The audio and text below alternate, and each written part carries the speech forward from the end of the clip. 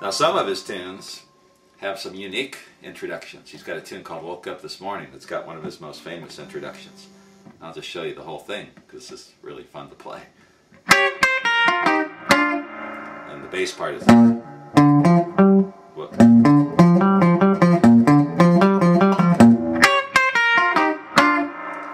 There you go.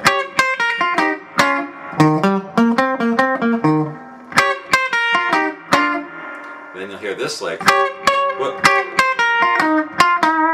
Remember that? 6th fret to the 8th fret, 2nd, 3rd string. And we got the double stop that we learned before. So he's doing the double stop here that we did earlier. Then to the 8th fret of the 1st string. And then 6th fret, 1st string, 2nd string. And the double stop. Flatten my ring finger on the 8th fret, 2nd and 3rd strings, and then hammering on with my 1st finger on the 6th fret, 2nd and 3rd strings, hammering on to the 7th fret of the 3rd string. Hitting both strings, a double stop. That's a cool lick. Then he goes to the 4. Sounds like he's playing just a little bit of a E sharp, or what's that, E flat, 9th chord. Then back to the 1. Whoops. Then on the 5, I think it's like this. That's it. I did it wrong first time I played it. It goes to the 6th note, which is the 8th fret of the 2nd string. And then to the 6th, 8th on the 2nd and 3rd strings.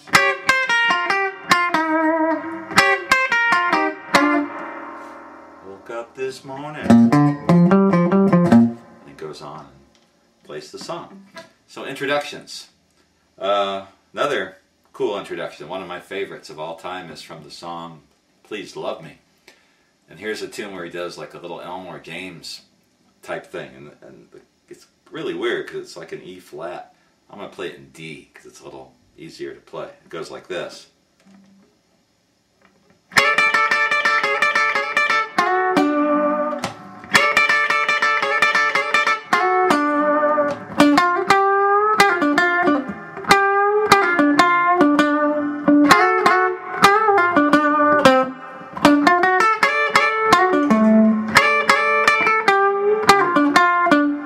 Something like that, with that opening lick.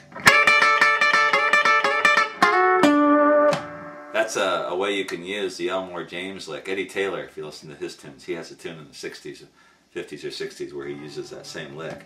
So to get the Elmore James lick that B.B. King uses in Please Love Me as an introduction, on the 10th fret, I'm going to slide from the 9th to the 10th with my 1st finger, barring both strings. So the rhythm part, he's holding it there. Whoops. And he slides on the last 2. That's the sound you should get. Then the double stop. And then winding up on the root note, the D, which is the 12th fret of the 4th string. He's got a guitar playing in a really loud volume, which makes this even cooler. And then he just plays around in the blues spot.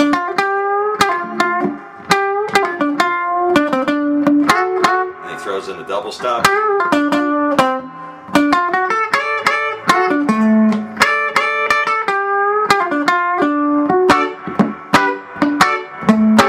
Little chord thing, something like that. So that's a cool introduction for a song.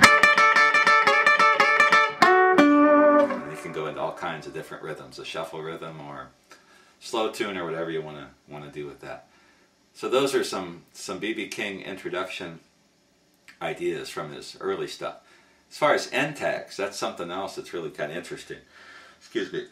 A lot of his tunes, you'll hear him do these real simple end tags, and they're not hard to figure out. I'm not going to go through them note by note, but I'm just going to show you a couple examples just in the style. These may not be exactly the way he plays them in any particular song, but the idea is simple.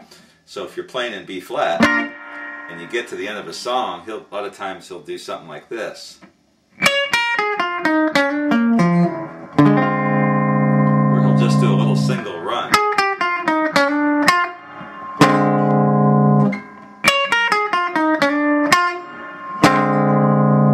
And end the song, usually on a 9th chord. So if we're in B flat,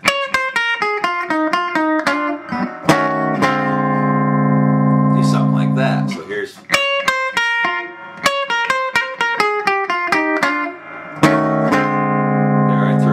stop.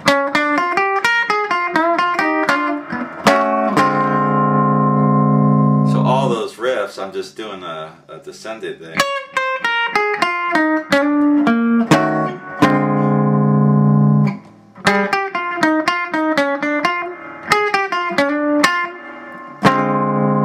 Something like that. A lot of his end tags involve just these single string runs in the first position blues box. And sometimes he throws in that double stop and ends it up like that. I'm going to go back real quick. Those are the end tags. You know, if you listen to any of his recordings, you can figure those out using what I've shown you so far. I don't want to, you know, spoon feed you everything. Figure some of this stuff out on your own, and that makes you really work on listening your ear and being able to hear these things and figure out what he's playing and which notes. I am going to go back though, because I left out maybe my favorite B.B. King lick, which is an introduction, one of the introductions that he uses. I think this is in a tune called, oh, it's When My Heart Beats Like a Hammer, or one of those slow tunes that he does. He does an introduction like this. That is one of my favorites.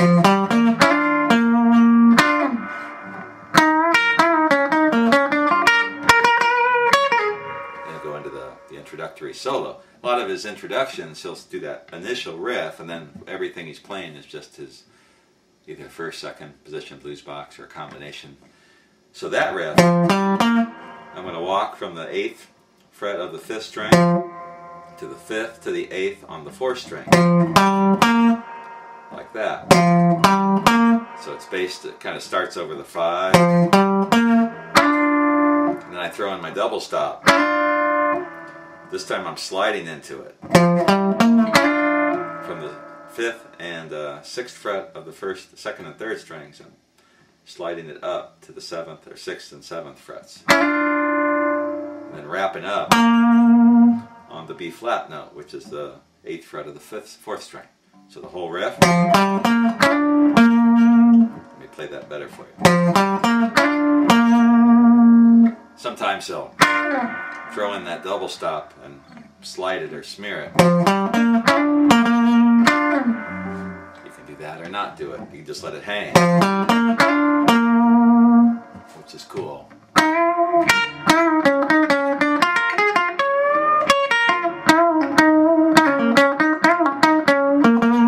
Go into whatever you're going to play, so that